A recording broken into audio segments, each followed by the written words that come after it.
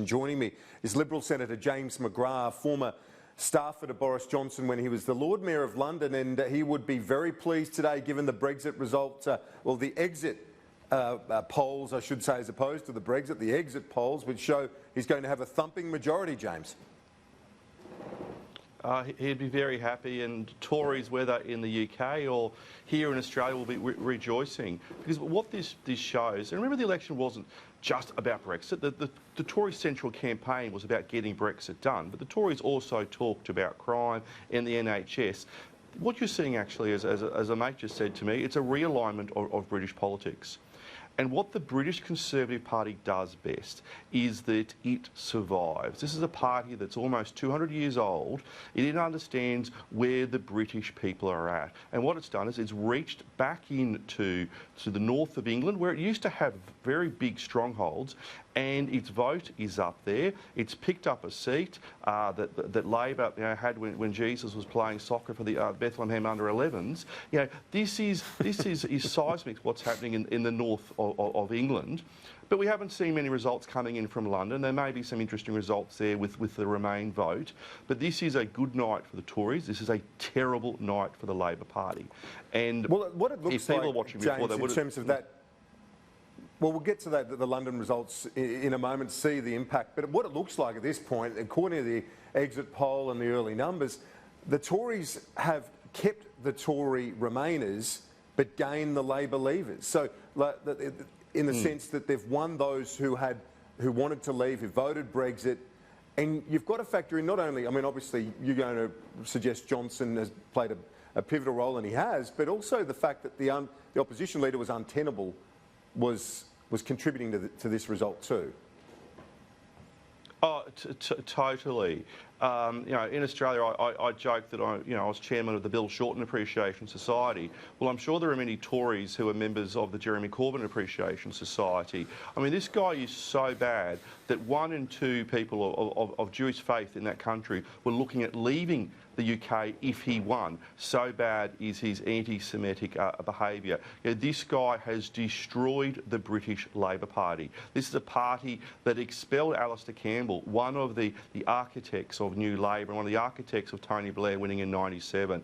The fact you had 15 former Labor MPs set up an organisation called Mainstream to say don't vote Labor. I mean, that's pretty big stuff. So this is a huge opportunity for the Tories to get the working demand, to get those working class Tories, like John Howard did here and like Scott Morrison has done just recently, those small C conservative, but traditionally Labor voting people, to actually stay with the Tories. And that's going to be the challenge for the Tories for the next 5 years.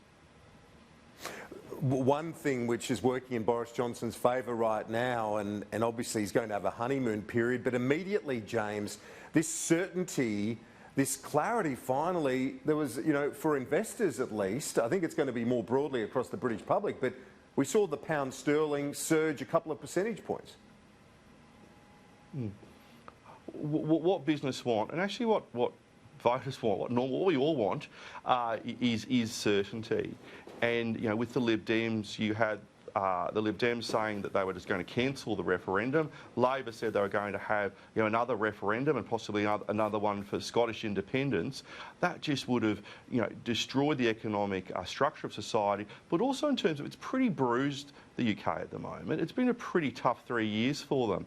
And what happens now is they've got that certainty that everybody can come together, that they've had the referendum 3 years ago, they've now got a government who are going to deliver on it, and then they can get on and come back together and focus on the health service, focus on crime, focus on building infrastructure for a country that really does need to make sure its trains improve.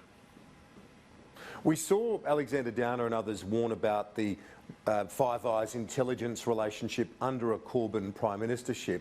The flip side to that is Boris Johnson. Now, people think, he's a joker and so on in terms of his public perception, but he's a serious thinker, isn't he, when it comes to foreign policy? We saw that as Foreign Secretary, and he's not necessarily someone who would be looking to shake things up like a Donald Trump. That would be a misrepresentation of his worldview, wouldn't it?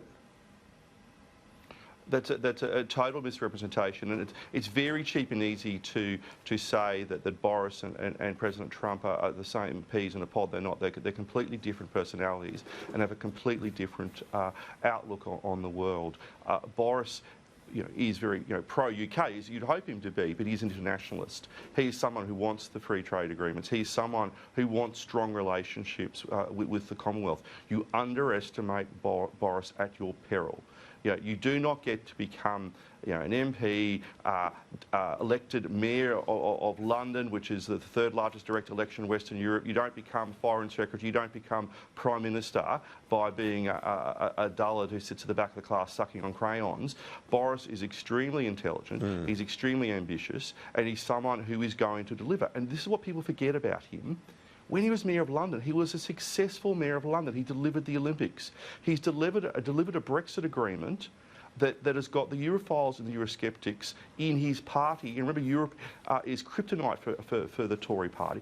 Got them together, and now he's delivered an election win. He's going to go down as one of the heroes in Tory party history. Well, he's got 5 years now. I mean, we've had 3 elections since 2015 in the UK, but we should remember they're 5-year fixed terms, so he's got 5 years now to lock this in. James, thanks so much, Senator McGrath.